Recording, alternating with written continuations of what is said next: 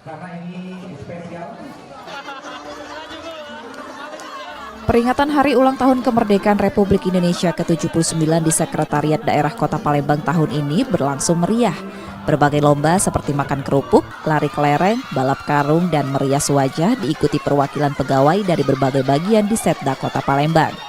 Selain memperingati kemerdekaan, kegiatan ini juga menjadi momentum mempererat kebersamaan, gotong royong, dan kekeluargaan di lingkungan Setda. Ke depan harapan kami ke ASN, kita selalu sekali lagi bekerja sama, saling menghargai satu sama lain, karena semua stakeholder, semua elemen yang ada di pemerintah Kota Palembang ini adalah turut andil untuk memajukan Kota Palembang yang kita cintai. Kami sebagai pegawai tentunya merasa bangga dan tingkat nasionalisme kami semakin bertambah, dan tentunya dengan kegiatan ini kami semakin menghargai bahwa jasa-jasa para pahlawan itu wajib dan harus kita harus kita kagumi.